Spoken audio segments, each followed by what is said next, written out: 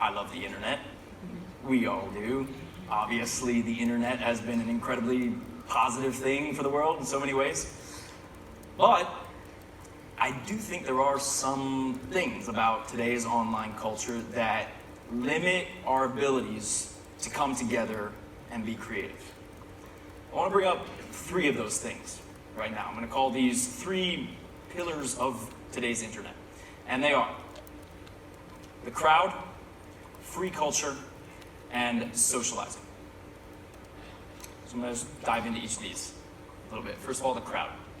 Okay, we've all heard about the power of the crowd and crowdsourcing, etc.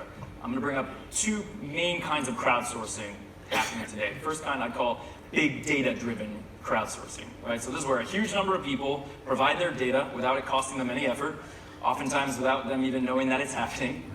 And then a computer program is able to take all that data and do something useful with it, like how the app Waze is able to amalgamate a massive amount of user-generated data, provide traffic information. So this kind of this kind of crowdsourcing, it can be great for high-volume technical tasks like that. But it's not good at anything creative. All right, so the second kind of crowdsourcing is what I would call open contests. So this is where there's a task that needs doing, and anyone can submit their attempts at accomplishing the task. And a winner is picked, and then the winner gets some kind of reward. One example of this is the company X Prize, and they've accomplished some terrific things, definitely creative things, like the creation of a reusable suborbital spaceship, or innovative solutions to clean up oil spills, right? And they do this by offering big cash prizes to the winners of their competitions. And it's wonderful that they're getting stuff like this done. Now, obviously, contests like this have been around for ages. And using the internet to run a contest like this, it is a step in the right direction because a greater number of people have the opportunity to compete. But the limitation is that all these people, they're not working together. They're working against each other. So if one person over here has a good idea, that doesn't help this other person over here. In fact, it harms this other person because it hurts their chances of winning the contest.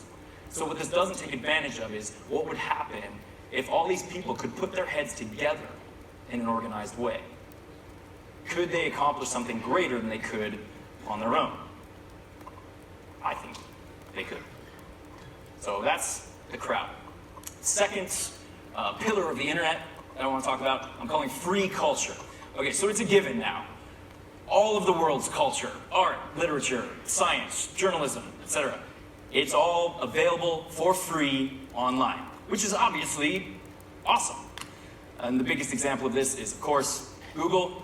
Anything we want to know or see or hear, we just Google it, and there it is right away for free. But again, I do think this kind of free culture, it puts some limits on our ability to be creative together online. Now, I do acknowledge that the laws surrounding intellectual property in this country are antiquated, and they probably need reform. In fact, the phrase I'm using here, free culture, is the title of a book by a great legal thinker called Lawrence Lessig. It's very critical of today's copyright laws, and I agree with a lot of what he says.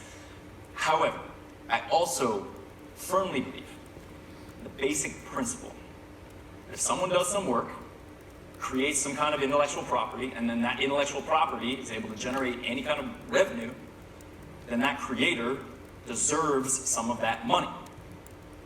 Seems like common sense. But unfortunately, this is often not what's happening online today in the context of free culture.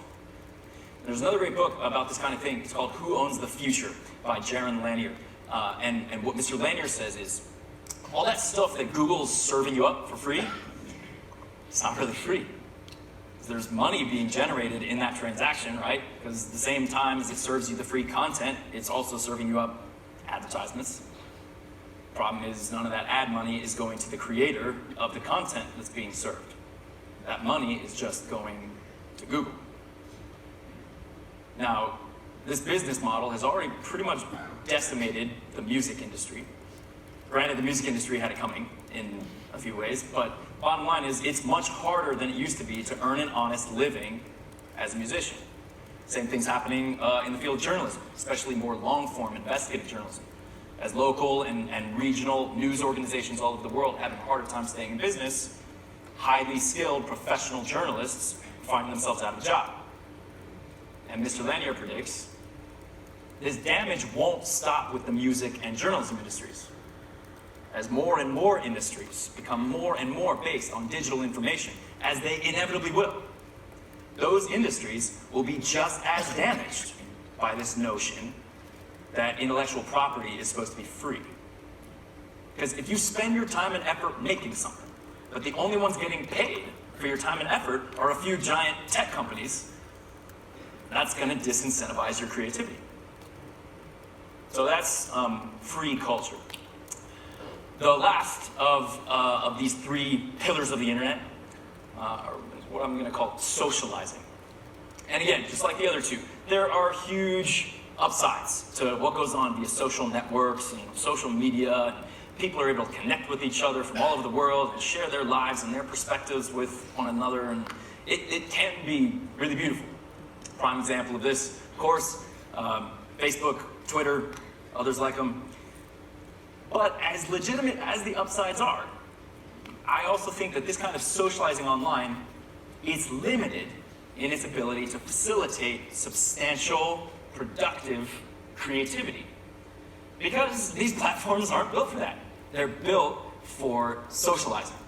They're not conducive to elaborate or complex or nuanced processes or interactions. When you check your feed on Instagram, for example, you're never focusing on one thing for very long. You're just scrolling through to the next thing and the next thing and the next thing. By the way, that's how these companies make money. The more items you scroll through, the more ads you'll see. So it's in their interest to keep your attention span short. Facebook's landing page invites you to connect with your friends and the world around you. And again, I think people connecting with each other is a great thing. My question is, are there ways to take it a step further, past just connecting with each other and towards creating together? And of course, I think so. So now we've talked about these three pillars of today's internet. They're certainly not the only three, but they're pretty prominent. And I'm just going to re-emphasize, I really do think all three of these are truly positive in their own right. But given their limitations that we just talked about when it comes to collaborative creativity, I want to propose three alternatives to these pillars. And I'm not just making these up. These are three principles that we've arrived at organically over the years of building and running my company, Hit Record. So first, instead of thinking about the crowd, what if we think about community?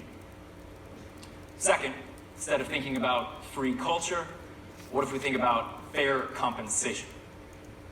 And third, instead of thinking about socializing, what if we're thinking about collaborating?